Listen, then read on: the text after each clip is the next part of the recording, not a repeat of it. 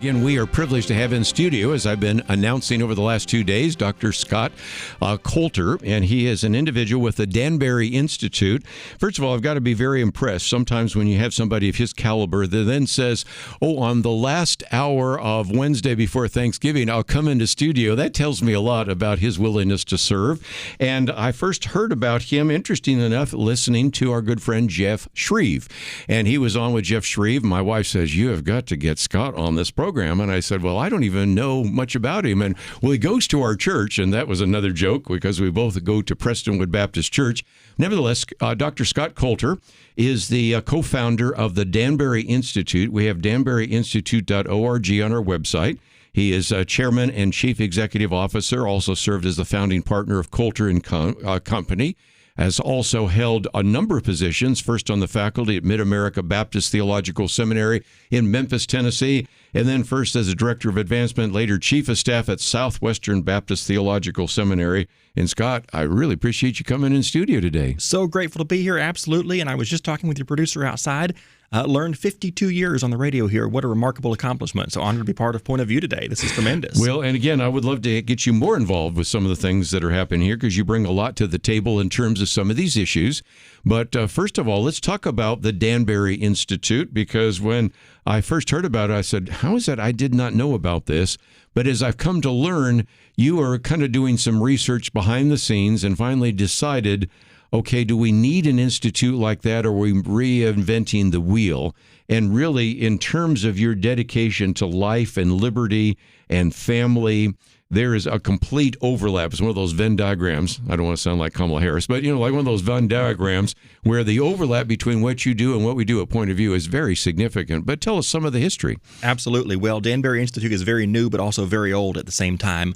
And the legacy we've picked up on is one of the earliest legacies in our country, going all the way back to 1790, when a group of Christians came together and decided we want to form an association of churches to speak out about our beliefs, about our worldview, about the things that we hold dear from the Scripture, and to advocate about those things. And so we care deeply about our country, and I'm convinced, as many of your listeners are, that our country's been headed the wrong direction for many, many years, decades even perhaps. And we're based around the core fundamental principle that churches can change the direction of a country. We've seen that historically. We've seen that in the early founding of our country. We've seen that in other countries around the world. And so we want to call the church together today to rise up and to stand on the front lines for our biblical values and to turn America back towards our Lord in some strategic ways. So that's the heart of the Danbury Institute in a nutshell there. And I might mention we do have a link to danburyinstitute.org. There's mission, history, articles, contact, all this. And if you'd like to have Dr. Scott Colter come and speak in that regard, or you'd like to see how that organization could connect up to your church, it could. And having lived in Connecticut for 2 years when I went to graduate school, I know where Danbury, Connecticut is. But also being a student of history, and that goes back to our Patriot Pastors one as well, that little booklet I was showing you. Yes. In 1802, the Danbury Baptist Association wrote to Thomas Jefferson wondering about this whole idea of church and state. I unfortunately have to say the ACLU has reinterpreted that in ways that were intended by Thomas Jefferson. But the reason you picked Danbury is because that was a whole question as well, wasn't it? Absolutely, absolutely. The Danbury Baptists actually began before that famous letter, all the way back in 1790. Mm-hmm. All of these Christians had come to the United States seeking religious freedom. They wanted to get away from a state church. They wanted to get away from a government that told their church how they must worship, what they could do, and gave them permission or licenses to exist and to do different things. They wanted religious freedom, and they came to America. But as you know, when you leave Egypt, a lot of Egypt stays in you, and so we were going back to those same ways in our early state charters in the early colonies and setting up state churches once again in this newfound land of freedom. And so Virginia Baptists were already facing some early persecution, and Baptists in Massachusetts without getting licenses to worship and without being allowed with the state government at the time to practice their Baptist religion. So it was these early Baptists that said, no, in America, we want religious freedom. We want religious liberty. And so this group of churches came together really in Connecticut and some churches from New York to petition the state legislature, 1790, to, in Connecticut, have religious freedom, have no state church. Any church can come up. We work under God. Our religion is between God and man. The state has no place in that in determining whether or not we can exist. And so that was their advocacy. They did that year after year. This group of churches came together, and they sent a deacon of all people. Can you believe the pastors allowed a deacon to go and to represent them at the state legislature, asking for their religious freedom? Year after year, they did that all the way up to 1802. Newly elected President Thomas Jefferson, this group of churches writes to him at the end of 1801, says, Mr. President, will you guarantee religious liberty going forward insofar as you're able to? And so that was the beginning of that relationship there. Absolutely. So again, that's why it's called the Danbury Institute. Just for another minute, I might just point out why this is important, because again, being a Southern Baptist, you're well aware of the fact there are a lot of institutions in Nashville, Tennessee, and you would think that one of the institutions, the whole Ehrlich, which is called British Liberty, and all the other issues that are addressed in that regard, would have spent some time talking with members of Congress. And I've heard you tell the story the other day of one senator, Marsha Blackburn, who, when you went to say, well, we'd like to kind of address some of these issues from a Christian point of view, they're going, good, because it seems like nobody's shown up to actually do that. So there's a sense in which we're maybe not actually letting our light shine. There's a sense in which we're talking to ourselves sometimes in our little silos as Christians, and we're not taking some of these biblical principles into the public arena, and that's what you want to do. I've really been confounded by what we've uncovered. For so many years, I sat back and just assumed all of these things were being taken care of, that we had advocacy arms and lobbying arms and groups representing us very, very well in our nation's capital and in states all across this country, and that there wasn't an opportunity to do more or a need to do more. And so it's easy for Christians to sit back and go, this is getting taken care of beyond the church, and in all of these ways, we just trust others to do that.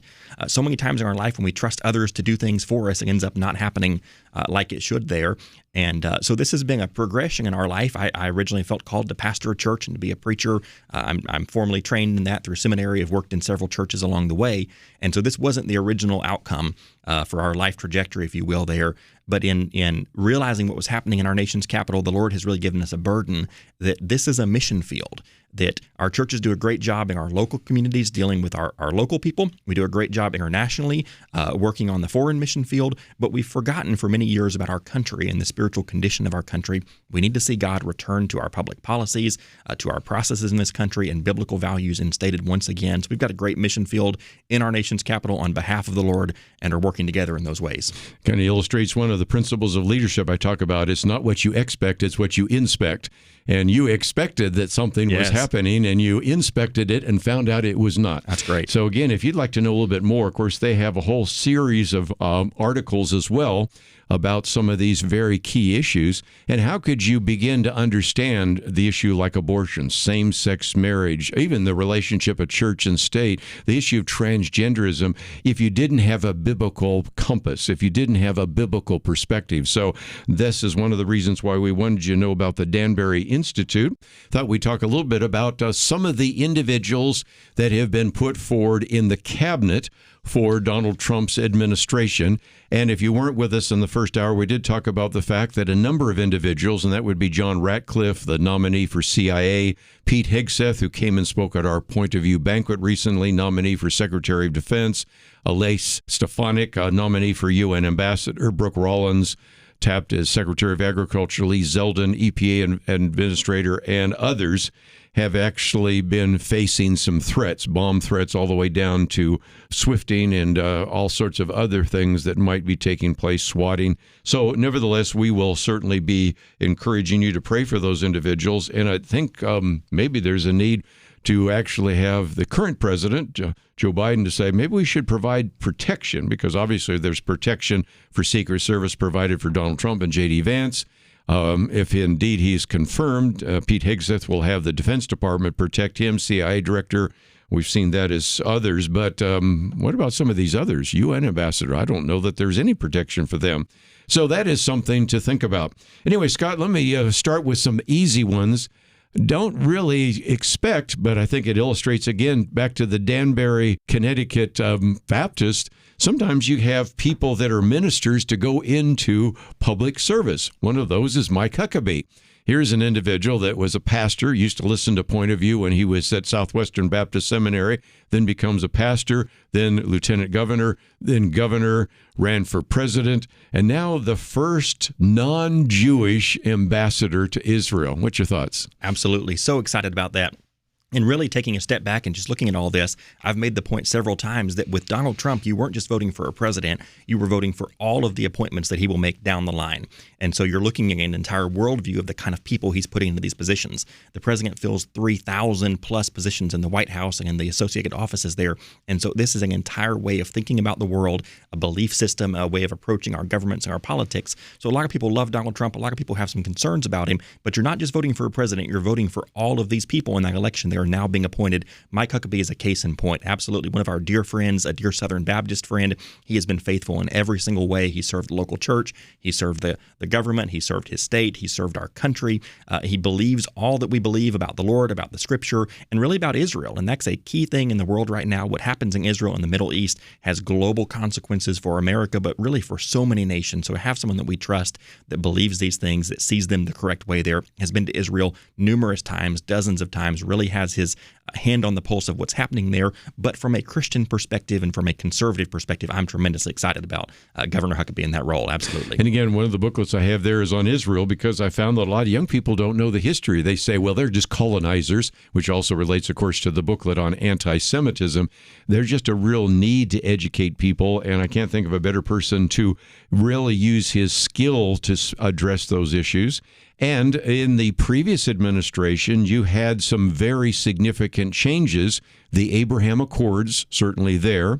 And then we've also had some other individuals on the program talking about the recognition of the Golan Heights. That certainly Mike Pompeo was part of that, and Right. Donald Trump. So it does seem to me that it is possible that a Mike Huckabee, and in just a minute we'll talk about the State Department, because that certainly would be Marco Rubio and others, could build upon that. So what do you think about that possibility? Absolutely, I believe that, and we can't overlook the fact that Donald Trump in his last administration moved our embassy to Jerusalem, recognized that as the rightful capital of Israel. Certainly what the people of Israel have always claimed is their capital, and by America recognizing that, the global economy will now recognize that, will follow through with that. And so this will be a really encouraging time. This is our greatest ally in the Middle East from a religious perspective, from a biblical perspective, but also from an American freedom and liberty and justice perspective. With all that's happening in the Middle East, we have to have our hand on the pulse of Israel. And so I'm looking forward to what's happening here and grateful to the Lord for what he's doing in these ways. I'm kind of struck by what's called the Trump effect, and that is all of a sudden Hamas wants to talk with the United States. It looks like we have what would be the possibility, don't want to overplay this, of some kind of truce between Hezbollah and Lebanon Yes. and Iran and some of those things. So all very significant. Well, I mentioned one pastor, and that is Mike Huckabee, but how about a pastor that you're well aware of, and that is Scott Turner, who will be the head of housing and urban development. The previous individual in the Trump administration is somebody we had at our banquet, and that was, again, a very gifted individual as well. But Scott Turner brings experience because he has worked before in that area, but also was an NFL athlete, and certainly, I think, going to do very well in housing and urban development. What an unbelievable history he has, from the NFL to an associate pastor at Prestonwood. We have the blessing of hearing him preach regularly there. I spoke with him actually just this Sunday after his nomination here, and he was headed to Mar-a-Lago the very next day, but got a chance to congratulate him on that. Tremendously grateful for his representation as a conservative Christian in the president's cabinet and all that he will accomplish. And he has been successful in what he's done. Donald Trump appointed him before as the director of the White House Opportunity Zones. Right. And he was going into some of our most underprivileged cities and beginning to turn around those urban communities and to take care of the homeless problem, to take care of some of the challenges that our cities are facing. Our cities are under siege in this country. I work in Dallas and look at the condition of our city sometimes right here at home, and this is one of the better ones. You look at Chicago and so many others around our country. We have to have a person that understands what it will take to step into that role and to begin to turn things around back the right direction. And Scott Turner is the man to get that done. Absolutely. And I get the sense that since Ben Carson was there before, he will be able to hit the ground running, don't you think? Absolutely. Absolutely. He was mentored by Dr. Carson. They've maintained a very close relationship. Ben Carson also spoke at Prestonwood, and Scott Turner was the introducer of him that morning. And so great relationship working together there. It feels like this is just a commercial for our home church, but maybe in some ways there, and grateful for all that they do and stand for, but looking forward to what he accomplishes. One of the biggest issues during the campaign was the issue of immigration. And you have, of course, Kristi Noem, head of Homeland Security, will have to be confirmed. But one of the individuals that I'm glad he doesn't have to be confirmed, Tom Homan. There's an individual that's pretty tough when he talks about this, because over the last couple of days, Scott, we've been talking about deportation. I did a commentary on Monday on deportation. Yesterday, we did a deep dive on it. And even today, we posted another piece about that by Rich Lowry. That's a big issue. And the overreaction, I'd have to say right now, illustrates that Tom Homan and Kristi Noem have their work cut up for them, don't they? Absolutely, absolutely. The statistics are that illegal immigrants of military-aged fighting men have come across into this country under the Biden administration that outnumber our military 6-1. And that's just unfathomable when you think about what all that means. We need someone that understands the situation and knows what it takes to get it done. The Danbury Institute, though, this year, we wanted to see firsthand what was happening on our southern border. And so we took an expedition down there. We loaded up our Suburbans, took our team down there, met with military personnel, met with the mayor's team in Eagle Pass, Texas, talked with the Texas National Guard that was down there doing different things. And really, they showed us firsthand what was taking place. I did not realize, Kerby, the degree to which this is truly a humanitarian crisis. Yes, it is. And we stood there and watched as the sun was setting, and you can see across the river, but just across the river, there's kind of an island with the water around it there and thick brush. And you could see the lights of cell phones in this brush as the sun was setting that evening. And they said this is where children and women are taken advantage of and are raped as their final act of payment before being brought into America by the coyotes. And there's nothing we can do about it. This is on Mexican soil. Mexico's doing nothing to protect them. But the border guards and the Texas National Guard are watching as children and women are being sexually trafficked and are being packaged with drugs to carry across into our country. And then we went the next morning down with them and walked down and saw where the fence ends. We're all aware of the border fence that Trump was building, but where that fence comes to an end, there was a pile as tall as my waist was of children's clothing and toys and teddy bears, the kind of things my 4-year-old daughter carries around that had been left there. And that was where these children were either being picked up and put into trafficking or into drug trade. And they're leaving their belongings behind and being taken into this country. And so this isn't just about America. This is about the children and women who are being trafficked into this country because of the promises we've made for an open border that has attracted all of these people. We have to have someone who will close this border, talk about the fentanyl coming into our country, what that does to our children, all those types of things. This is the most pressing thing that's facing our country. And I'm so grateful for Tom Homan and what he'll do to get this closed. And also, just the other day, the president said, I'm going to actually impose a 25% tariff on both Mexico and California, and another 10% on China. And some people might say, what's Canada all about? Well, I ran the numbers yesterday on the number of people that come through the northern border, but especially the southern border. And of course, most of our listeners probably don't know where Eagle Pass is. I do. Matter of fact, just 2 weeks ago, I was in Laredo. I've been there a couple of times there around that area and have a better understanding of it. But it doesn't matter anymore because they're trafficked all over the country. So every state now has almost become a border state.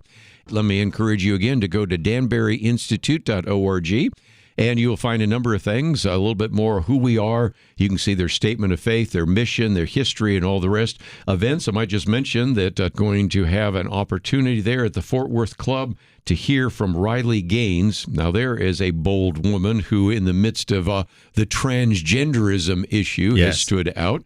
And I see more and more of these younger voices coming to the fore.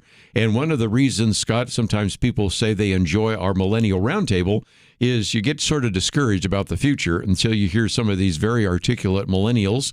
And now we're bringing in some Gen Zs in there to articulate their conservative and Christian values. And certainly Riley Gaines has stood up for what I think would be just basic common sense about men and women, don't you think? Absolutely, absolutely. She does a great job. She was on track to be a dentist and wasn't set out to do any of this public advocacy work, but she was one of the best female swimmers we have in this entire country, and tied for first place against a transgendered man attempting to become a woman that was massively taller, stronger in all of those ways, but was like the 400th best male swimmer in the country. And of course, he ties with her for first place. And because of PR and the way that looked, they gave the award, the medal there, the gold medal, to the male becoming female swimmer, if you can imagine that. And so she lost her award there. She's becoming activist just for common sense, just that men are men, women are women. And so we're honored to have her at our end-of-year dinner coming up in Fort Worth in a few days. So if anyone's close to what I think is the greatest city in all of the country here, we'll allow Fort Worth to jump on board here in the DFW Metroplex. Come on over and join us. December 3rd, you can sign up for that on our website and hear Riley Gaines in person that evening. Come and meet her, get your photo with her, and join us for that evening. Well, again, even if you can't join there, you certainly can join with what you are doing. And it's a great resource that I wanted people to know about. And I'm sure we'll have you back to do some of the roundtable discussions. I'd love to see you interact with some of our other guests. But let's look at foreign policy. And just a minute ago, of course, I mentioned Marco Rubio, which, of course, would be the Secretary of State. We, of course, mentioned the Secretary of Defense, Pete Hegseth, that those come about. You have Elise Stefanik, a United Nations, Mike Waltz of National Security Advisor. Of course, I just mentioned a minute ago the CIA Director. And also Tulsi Gabbard, National Intelligence. Some of these are, again, back to younger individuals that are rising stars. And Donald Trump, even when he chose who his vice presidential nominee would be, picked somebody that I jokingly say on the air is younger than all three of my kids. But he recognizes that the future is not just with him. The future is with some of these individuals that are going to be in some position in the cabinet. Absolutely. The future of the Conservative Party is very bright. There's a next generation rising up, taking the reins in ways far stronger even than those who've come before them. And so we are seeing a correction from some of our rhino policies before that have held office for years and years and not accomplished anything to generations coming up saying we're going to get things done. You're seeing that across the board here. Pete Hegseth is a really neat out-of-the-box choice here. I'm really excited about him. There was a father who tweeted just a few days ago and said our son is going off to serve in the military. We're filling out the paperwork here as he's enlisting, and it has a place to fill out this form, and it says birthing parent number 1 and birthing parent number 2. Oops. And so he tweeted that, and Pete Hegseth retweeted it and said, not for long, period. And I'm just excited to bring our country back to common sense, back to what the Bible says. This is most Americans absolutely understand what this means, what's going on, and we've got to get out of this craziness that we've been in for so long. Sarah Sanders, governor of Arkansas, put it well. This isn't left and right. This isn't up or down. This is insane versus normal. And for the first time in my remembrance of history, we're coming back to some normalcy in our country. Good commentary came out the other day, and it was in the Wall Street Journal. It says, after 4 years, will we come back to normal? Yes. First of all, I think common sense is breaking out all over the place and is illustrated by the fact that I've got to admit, Scott, I didn't a couple of years ago think I'd be quoting in a positive way Joe Rogan or or a variety of individuals like that, Jordan Peterson, Jonathan Haidt, although we've had him on the program, Alan Dershowitz, we've had him on the program a couple of times. You go through this list of individuals who identified themselves as left. But they were not. They were more liberal because one of the things that Dennis Prager has been in the studio and by phone a couple of times has said, there's really a difference between liberals and the left. That is, liberals and conservatives believe in an open dialogue and believe in free speech. The left does not. And you all of a sudden have all sorts of individuals who identify as liberal looking at the leftist sort of almost Marxist mindset and say, these people are crazy. And I guess I do have more in common with some of my conservative previous enemies, now maybe co-belligerents, than I do with some of the leftists. And I found that to be the case. Well, the difference really is what the left and the right do with power. Yes. And I believe the left wants power to abuse power. And we see that over and over again with government overreach, with lawfare, with all that's taken place in the last 4 years of an abuse of power. Conservatives seek power in a much more humble and gentle way. I wish sometimes we were more aggressive, but they seek power to be stewards of power and to provide freedom and liberty to those who are around them and opportunities and ways to pull yourself up according to the American dream and really really to limit that power and to self-regulate it. And so there's a whole different worldview there of why you're seeking power, you're seeking leadership. You mentioned Tulsi Gabbard. The joke was that we traded Liz Cheney for Tulsi Gabbard, and what a net positive that was across the board there. But when she came out and questioned the Biden-Harris administration, they've put her on a no-fly government watch list that's really for terrorists. And she's figured this out, being searched every single time she went on a plane.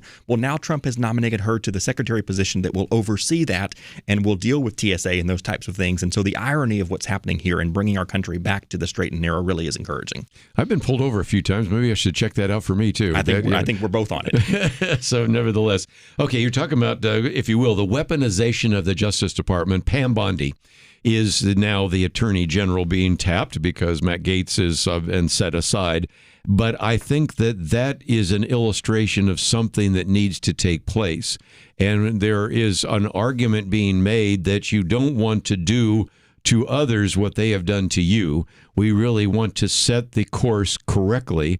And Vivek Ramaswamy sometimes even says that we don't want to use the bureaucracy for our ends. We don't want the bureaucracy to be as big as it is. The administrative state or the managerial class, or in this case, the Justice Department, has been used and abused, and it's time to bring it back to some kind of normalcy within the constitutional confines, right? Well, you talk so much about a biblical worldview on your show here, and the biblical worldview is not retribution, but it is true justice, and it's getting back to what that means: due process, fair weights and measures. And Pam Bondi's tremendous. She's been the Attorney General for Florida for quite a matter of time now, and then also the General Counsel for America's First Policy Institute. So she is very familiar with what the Trump era and his team have gone through with lawfare and with the way that this department has been weaponized against them, and recognizes how it has been misused, and also has the credentials to bring it back to the way it should be used. I watched several of the legacy media outlets talk about her nomination here, and they've been melting down over it, if we can use that term, because she believes in the right conservative politics, but she also knows how to get it done, and she's been tried and true in a successful role already and knows how to come in on day one and get things done. And so they're really worried about her, which makes me all the more excited about it. Speaking about worried, the other day I was looking at the list. You always can tell how good an individual might be by how the left is worried by them. And I've seen the long list, but one of the ones that popped up, because I go to a lot of websites so that our listeners don't have to, one of the people they're most worried about is Russ Vought. Now, we've had him on the program before. Now, you might say, I don't know who he is, and he's with the Office of Management and Budget. You might say, I don't even know what that does. But Elon Musk and Vivek Ramaswamy, who are part of the DOGE, that is the Department of Government Efficiency, say they're going to work closely with the Office of Management and Budget, identify regulations that have been put forward that are not constitutional, and then have Donald Trump pause those, and then begin to ask, what does this department do, and to bring it down and to maybe bring it back to constitutional principles.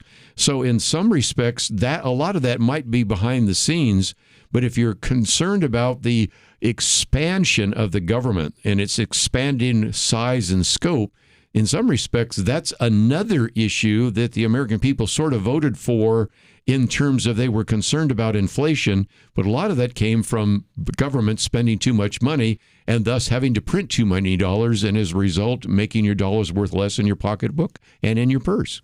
Absolutely. One of the things Donald Trump has brought into this administration is a businessman's mindset. He's not a career politician.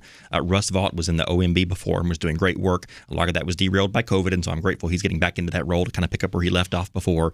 But Trump has picked up two like-minded businessmen here with Vivek Ramaswamy and the other one there, Elon Musk, absolutely, yes, of course, coming together into this role. They understand what it means to operate a business the same way that all of our families do. We can't spend more money than we can bring in, and only the government seems to get away with that. You can spend more than you can bring in, and that doesn't work in the real world. So they're going to put those principles into place here. We've seen reports of empty government buildings and just massive overspend, and I think these two can get this under control in some ways that are helpful to the American people. Yes, one of the things we have heard from some of the people that are kind of our eyes and ears up there, like Gary Bauer and Dr. Merrill Matthews and others, is some of these buildings are almost completely empty. Yes. You think about these government employees going to work. No, they're doing hybrid, but most of the time they're just at home. I have mentioned some of the people that are somewhat controversial to the left. One other one which we haven't mentioned, Robert F. Kennedy Jr. First of all, I guess I have to admit, I've been around for a while. If you had told me even a year ago that a person with the name Kennedy would be in the cabinet. I would think you're probably talking about the senator from Louisiana. Couldn't even get my head around the fact that Robert F. Kennedy Jr. would be the head of Health and Human Services, and they want to turn from Make America Great Again to Make America Healthy Again. And I didn't see that coming, but it is very intriguing to see that Robert F. Kennedy, if indeed he's confirmed, and he may be one of the most controversial ones on the list, could really begin to shake up everything from the CDC to NIH. What are your thoughts? Well, we were watching Robert F. Kennedy from early on when he first announced his candidacy to see what would happen. I wasn't sure if he would be a spoiler for Joe Biden or for Donald Trump or where he would pull from there. So we were tracking him early on, but not with any idea that he would end up in this administration. This has been an amazing turn of events. But he stated just recently that he'd been praying for decades that the Lord would give him an opportunity to make a difference for the food industry in our country. And the only way he knew to do that was from the platform of the presidency. And so he was running for that. And he said on such and such day, Donald Trump called me and he gave me that opportunity. And I disagree with Robert Kennedy on several things, especially the abortion issue there. Yes, we do. And so I was concerned about all those types of things, but I really think he's doing a remarkable effort into this health turnaround in our country. I didn't realize this was really a pandemic that was happening across our country. Just a few days ago, I watched the hearing that was hosted in Congress there, that he was speaking at several others that were talking about the chemicals in our food, the foreign objects in our food, the ideas that are made out of Agent Orange that have been put into pesticides now that are still on the food that we're consuming. That are not disclosed to us. I had no idea all that was taking place out there. You just assume we're all going through the world and that these organizations and departments are looking out for our best interest. He's really spent years figuring this out. And so I'm excited. This is kind of an added bonus to this administration that I didn't expect. That's kind of from left field here, literally left field, but coming in. And so what a neat thing that is to watch how this is taking place. Trump is assembling a team here that really are playing to their strengths. And people that have some strengths and some weaknesses, he's capitalizing on all of their strengths, mitigating their weaknesses, and bringing together a team that I'm excited to see. This is a generational administration that will make this country different for my children and my grandchildren. And again, just in the health issue, in the first hour, we talked about James O'Keefe, who actually has revealed and released some of these videos from somebody at NIH is saying, oh, well, we knew the vaccines didn't really work. I don't even take them. And we really probably didn't know where the virus came from the Wuhan Institute of Virology. All that's coming out right now. So we will certainly see that as the case. So again, that's just a brief overview of some of these individuals. And again, we will continue to look at some of these particular appointees and see how some of the confirmation hearings go. Some of these individuals do not have to be confirmed by the United States Senate.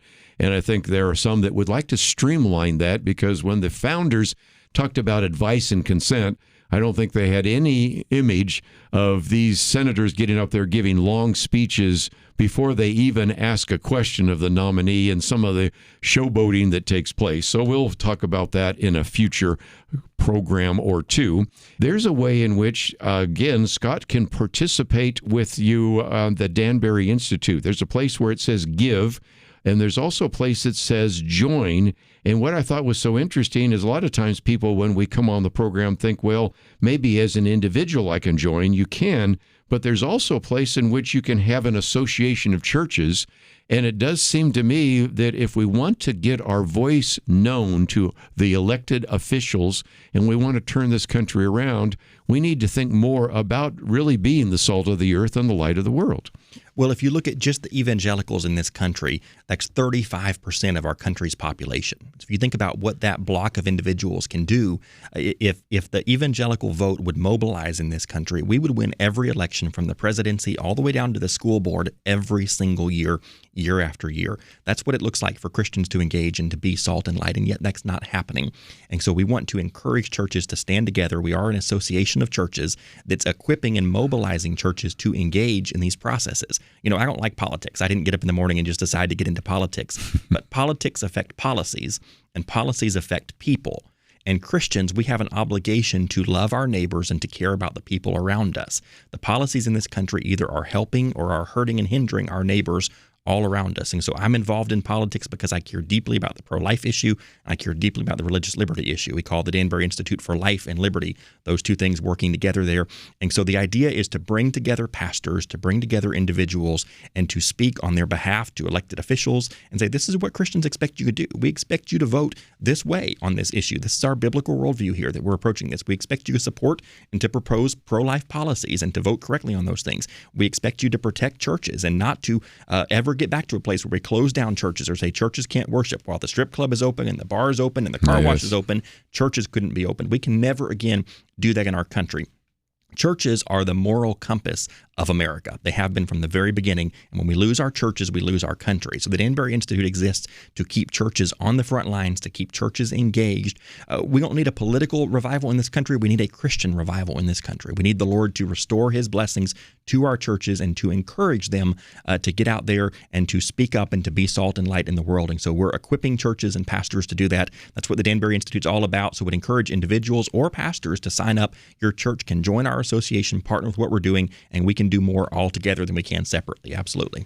Might also mention that, of course, you have a number of pastors that have endorsed you. Robert Jeffress has been in the studio. Jack Graham, of course, could be on Monday. Of course, we mentioned Jack Hibbs. I don't know that he's endorsed you, but I'm sure he believes in what you're doing. Absolutely. Gary Bauer is on that list. Richard Land is a good example. He used to be with the Ethics and Religious Liberty Commission and is actually on some kind of board function with you as well. So a veritable who's who of people that have been on this program have endorsed you. And so if this is the first time you've heard of the Danbury Institute, let me encourage you to go to danburyinstitute.org. If you'd like to know a little bit more about Scott, we have information about him on the website there as well. We also have a link to his Facebook page and his X or Twitter page and links and all of the resources there. And if you'd like to maybe have him come and speak to your church or speak to your group about this, I think you are available as well. So I'm sort of introducing you to our listeners, but I'm sure this will not be the last time we'll have you in studio. I'm looking forward to some times where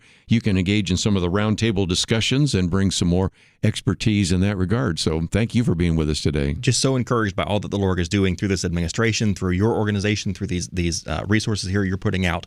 Christians have to stand together and speak to our culture and be salt and light. We need to flavor. We need to preserve the morality around us. And so, again, Danbury Institute there. And don't forget that if you would like more information about what we're talking about, you can find it at the website pointofview.net. That's all we have for today. We look forward to seeing you next time right here on Point of View Highlights.